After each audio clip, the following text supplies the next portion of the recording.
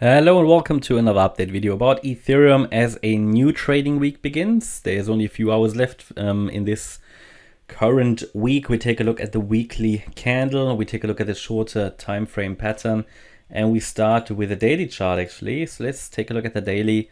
Ethereum is still here, in my opinion, in a scenario where we have a really good chance that the low is already in at $880. I think even if Bitcoin makes one more low, there is a chance that Ethereum is holding the $1,000 level. If it doesn't, then that would open the door, as previously stated, all the way up to $880 and then even $650 and maybe lower. $650 would be an important support level. So yeah, it's just important that you know that, because nobody can promise you that the $1,000 level, which is a key level, is going to hold. A few people asked me again about what's the long-term outlook for Ethereum, or at least the next all-time high target. And we talked about that before, but it's sort of in the region between the 1.618 Fibonacci extension and the 200% extension, between $8,200 and $10,000, based on this larger cycle here, where we're assuming this was a wave 1 in May 21 and we're now coming down in wave 2, or well, actually that wave 2 is already finished and we are already moving up in the third wave to the upside. And that is that third wave that could reach us, take us to these price levels, right? So I think that's quite attractive. But long term, obviously, the target is much higher. This is sort of for the next, let's say, the next larger cycle to the upside, the next bull run. So far, the overall scenario has worked out. Bitcoin has made, as forecasted, a lower low. Ethereum hasn't. That has been likely. Yeah, that was highly probable, because Ethereum has made a much better impression since the June low than Bitcoin, for example. So this scenario so far has worked out. The thing is now that Ethereum just needs to hold this $1,000 level. And overall, in terms of long-term and dollar cost averaging, I think the current price regions are fairly attractive. Now, of course, as you know, this is not financial advice, but getting into this price region again, I remember a lot of people regretted not buying here around the $1,000 to $1,200 level. Yeah, a lot of people did regret that, and there you go, we are here. I know now, again, as it always is, a lot of people are scared and they won't buy, and then when the price does go up, or should the price go up, then they will regret it again. Now, I'm not telling you to buy, but if you buy, don't, or if you don't buy, don't regret that you haven't bought, right? Because it is always what it is. The advantage of the current price region is that we are pretty close to the invalidation point of $1,000. So stop losses can, well, it's not invalidation at 1,000, don't get me wrong, but the break of the $1,000 level will just open that door to the June lows.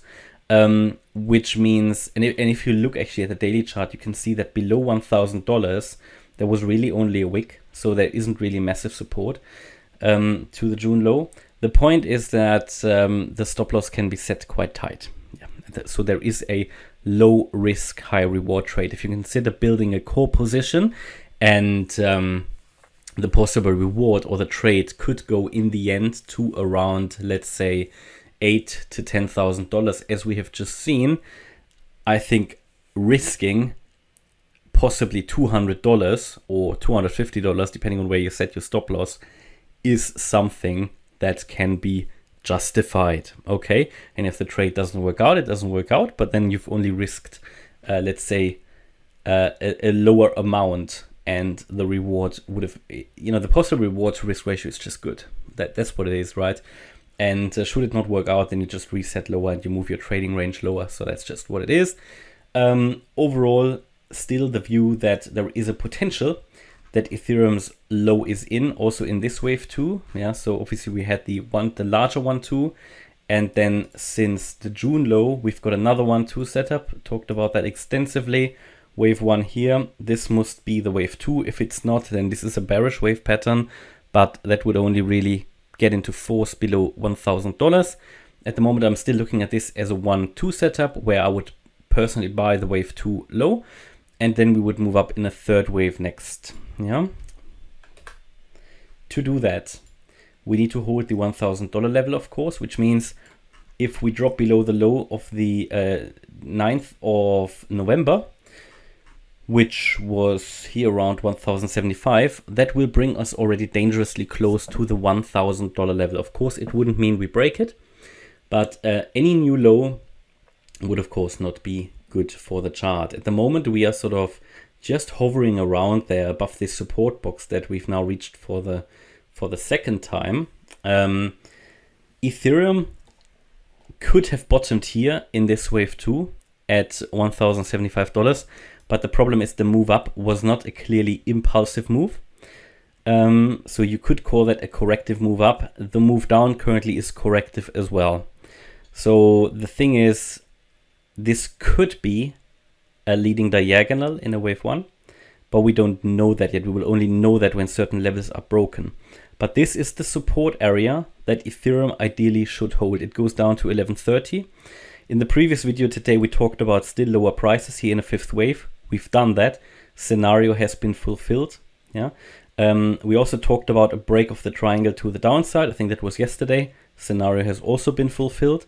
And we're now looking here at a possible support somewhere in this box all the way down to 1130. This is a support box where I would expect the price to reverse. If it doesn't work out, I mean, it's not high probability, I must say that as well, because this is not a nice impulse.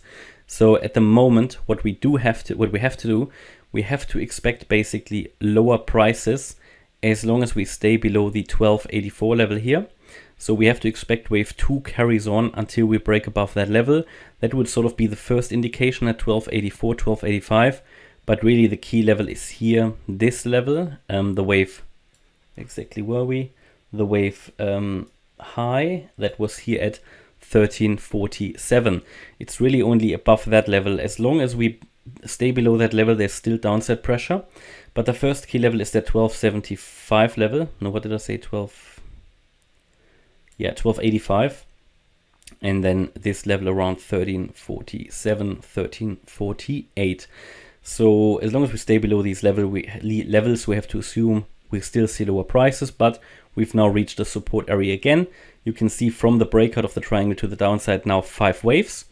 That is an indication that this could be the wave C as an ending diagonal, and we will reverse very soon in a third wave to the upside. That is only valid as long as we stay above 1130. If we get below that level, I think it will open the doors for a retest of 1075, and then we will, if we break that level, get down to $1,000. And then what happens then if we break that? We talked about that.